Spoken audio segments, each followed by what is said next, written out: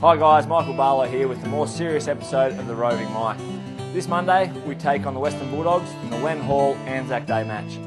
I know the boys are very proud to play on such a great day in Australian history, so we'll go have a chat to a few of them about what ANZAC Day spirit means to them. Alright, we've got Adam McPhee here on the Roving Mike, talking a bit about ANZAC Day spirit, mate, coming up against Western Bulldogs on Monday. If you were joining the armed forces, out of the Navy, Army or Air Force, which one would you choose and why?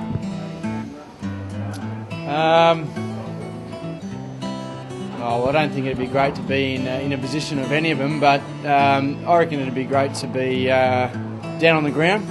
I reckon that's where it all happens. I think it takes a lot of courage for all those diggers that have done that in the past to be right in the firing line.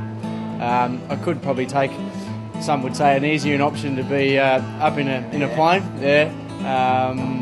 and overseeing everything. But I think if I was to make a decision and go, I reckon it'd be great to be down in and amongst, probably like yourself, mate, in the midfield, where it all happens, and hopefully just get out of there safe. Got Ben Bukavaz here, who's tucking into a very Australian feed at lunchtime here. What do you got there, mate? Got a bit of crumb chicken and vegetables. Did you bring that in from home? Yeah. Just saving the money? Got no coin. Okay, we'll go on to a bit more serious note, mate. We're playing in the Len Hall match against the Bulldogs on Monday night. Got a quick question for you. If you were joining the armed forces, out of the Navy, Air Force or Army, what would you choose? Why? I'd be a firefighter. Well, that's not the question. I'm a plane fighter. What do they call it? Oh, yeah, plane fighter. Plane fighter. Plane fighter, yeah. Fighter pilot. Air Force, so I can fly a plane. Good answer. And who do you think the most Australian bloke on the football team is? Australian bloke. Yeah, probably Hayden Bell. With the Aussie-made tattoo on his... Yeah, just so everyone knows he's Australian. Probably say Jesse Crine, because he's a bit of a bogan, a bit of a larrikin, so... A bit isolated over there in Tasmania. Yeah, so he's not quite Australian, but he does his best. Probably yourself. Just because you're just a legend, mate. Thanks, mate. But I'd probably put yourself down there with this this packed lunch you've brought in today, the roast chicken for lunch. Probably Josh Millington, because he's just a bit of a bogan, really. Country Victoria. Into the kitchen here with Jay Van Barlow, talking about ANZAC Day, mate. We play the Bulldogs on Monday night in the Len Hall ANZAC Day match. So, what does it mean to you to play on such a traditional day in the Australian calendar? Hopefully I am playing, but if I do get a chance to play, it's a huge honour and great to, in some way, demonstrate what the ANZACs do for our country, and we obviously have great respect for them and wish them all the best over in wherever they're serving. Good answer, mate. You played your debut last year? I did. Against Richmond, ANZAC Day. Can you just talk us through that? Obviously, a big honour making your debut, but also on such a big day in the Australian calendar. Yes, a very important day.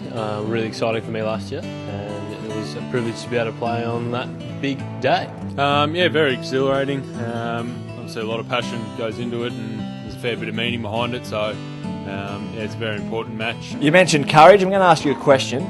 I'm going to give you 3 words that describe the ANZAC Day spirit. You need to give me a player from the team who demonstrates that kind of asset and why. Courage. But I'd say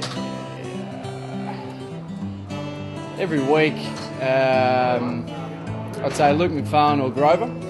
A different form of courage is obviously playing on the most dangerous forward. Jonathan Browns, those sort of players, but probably also the guys that are dropping off. So your running backs and that probably have to stand in the hole. So a Broughton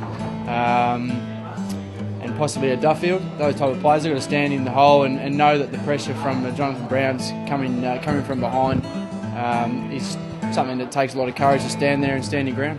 Probably Matty de Boer, always putting his head over it. Greg Broughton. Michael Barlow. De Boer. Yep. Self-sacrifice. Self-sacrifice. Stumped you there, haven't I? Yeah, something. Probably Matty de Boer again. Matt de Boer, always on the end of some tough jobs and sacrificial leads and team things. Yeah, not Michael Barlow. Matt de Boer. What about skill? Skill. Stephen Hill, probably the player that comes to my mind. Sums it up, doesn't it? Reece Palmer. Did you see he set shots in front of goal last week? I didn't see, no. Sure, he'll be working on them though. Or your eye closed over with those stitches you got? Yeah, must have been. And teamwork. Teamwork. Oh, you can put a lot of things. You got Fife in the background there, who does a lot of things for the team. Plays his +1 role. He's more interested about the Brownlow, isn't he? I think he is at the moment. Yeah, his head's not in the right spot. But no, I think the guys that do a run with role.